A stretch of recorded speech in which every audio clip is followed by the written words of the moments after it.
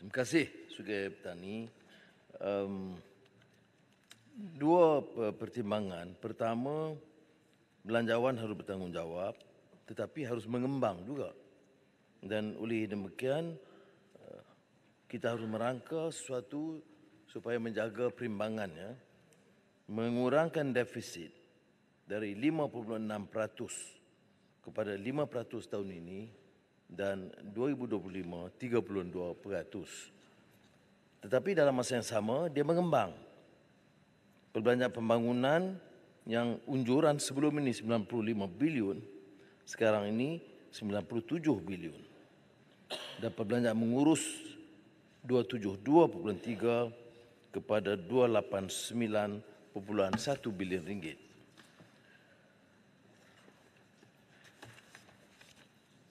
Defisit fiskal berbanding KDNK ini, kita harus mengambil kira pertama, kutipan hasil serta KDNK sebenar untuk tahun 2022 melebihi unjuran yang dibuat pada 7 Oktober. Alhamdulillah, kerana unjuran hasil 2022 yang dibentangkan tahun lalu 234 bilion. Sekarang penambahannya 294.3 bilion jumlah. Jadi penambahan ketara. Belanjawan 24 Februari 2023. Nah, tetapi hasil 2023, walaupun unjuran kita 272.5, hasil 291.5 bilion. Jadi dari segi anggaran dengan keadaan sekarang ialah KDNK 2022-23 ada peningkatan dari segi peningkatan hasilnya, ya. Dan dari mana hasil saya jelaskan, kerana lembaga hasil dalam negeri mengunjurkan jumlah yang lebih, termasuk orang yang bayar cukai sekarang lebih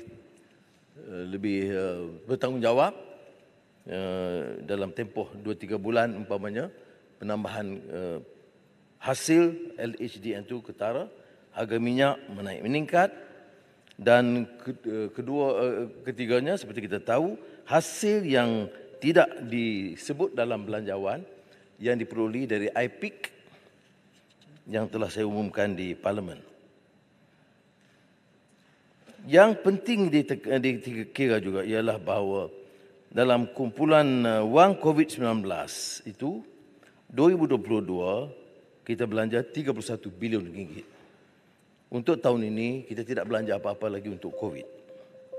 Jadi hasil untuk 2023 dijangka melebihi kerana seperti yang saya tekankan, dari wang dana IPIC itu 1.8 bilion dolar Amerika.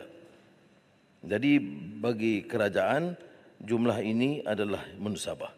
Dan satu hal yang lain yang masuk dalam 2023 ialah wang 1MDB yang harus dibayar 3 bilion dolar tahun ini.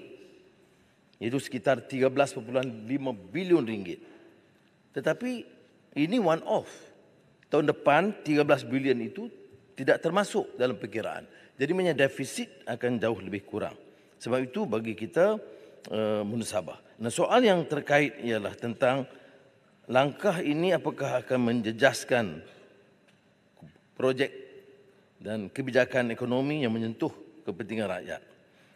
Ini tidak berlaku kerana seperti yang disebut penambahan 2 bilion setakat ini, walaupun kita jangka dengan penambahan hasil kerana akan bertambah.